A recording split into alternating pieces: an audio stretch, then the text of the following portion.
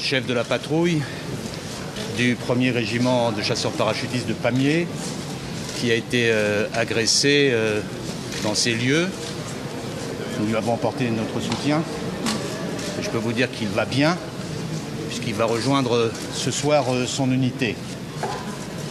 Nous avons constaté aussi que son moral est tout à fait déterminé. Je voudrais dire aussi que cette opération a montré, de la part de l'unité qui est intervenue, à la fois le sang-froid, le courage et le professionnalisme. Il y a eu une agression qui a été gérée par un emploi gradué de la force, puisque l'agresseur a d'abord essayé, le caporal a d'abord essayé de maîtriser l'agresseur, ça n'a pas été possible. Et lorsque l'agresseur est revenu en le blessant, il était indispensable d'ouvrir le feu. Tout cela montre la bonne articulation entre la force Sentinelle et les forces de sécurité intérieure. Cela montre aussi l'importance du professionnalisme, du sang-froid qu'a la force Sentinelle. On l'avait déjà vu à Nice et à Valence dans des événements antérieurs. Et cela montre aussi la nécessité de Sentinelle dans une période de menace permanente à un haut niveau d'intensité. Voilà ce que je peux dire à cet instant pour la force Sentinelle.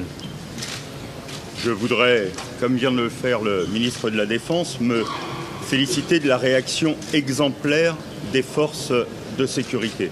D'abord des militaires de l'opération Sentinelle qui, comme vient de le dire le ministre, ont su réagir de la façon la plus forte pour mettre fin au danger que représentait cet individu terroriste armé qui a essayé de leur porter des coups et qui a essayé d'en tuer le plus possible, très certainement, et qui aurait pu continuer. Donc je veux me féliciter de la réaction qui a été la leur, comme ils nous l'ont dit lorsque nous avons discuté, exactement comme on leur avait demandé de faire.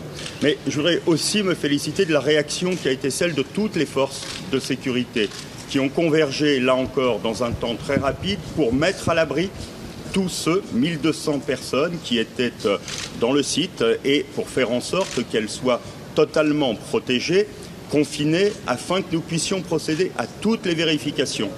Je veux dire ici qu'avec Jean-Yves Le Drian, nous sommes venus il y a maintenant quelques semaines sur le parvis du Louvre pour voir le fonctionnement de nos dispositifs de sécurité. Un exercice a été mis en œuvre, Athéna, pour regarder en cas d'attaque comment nos forces de sécurité réagissaient.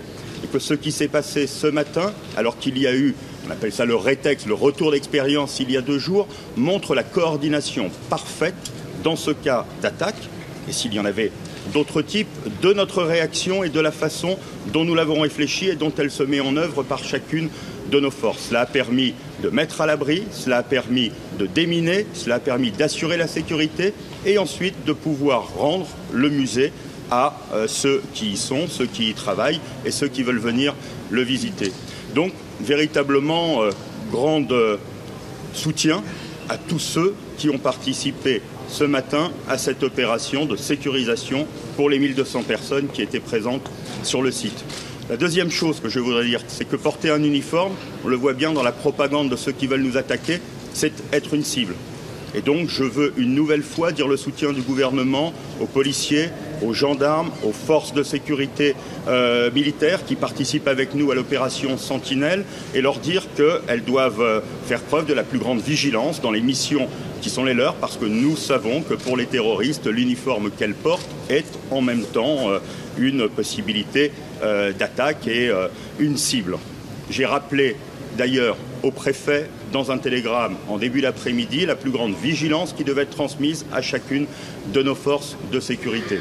Enfin, la menace est élevée, est-il besoin de le rappeler?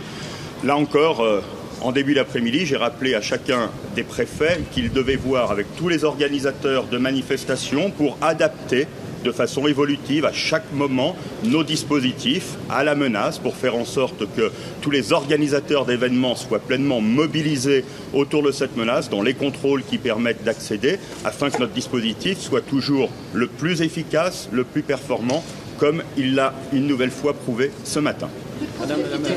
Madame.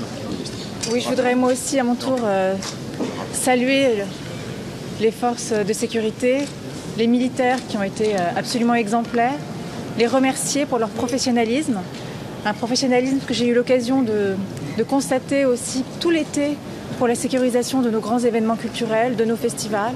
Et là encore, on voit qu'ils ont eu la réaction parfaitement adaptée et ils ont pu déjouer et protéger le public de ce qui pouvait être une agression très sérieuse. Donc je voulais les en remercier. Je voulais dire un mot aussi pour les équipes du Louvre qui se sont parfaitement articulées avec les forces de l'ordre pour assurer la protection du public, gérer des flux qui n'étaient pas faciles à gérer et remercier aussi le public pour sa compréhension. Le musée est resté fermé cet après-midi pour le sécuriser. Il rouvrira demain. Merci beaucoup. Merci. On ne va pas. Merci pour tout ce qui est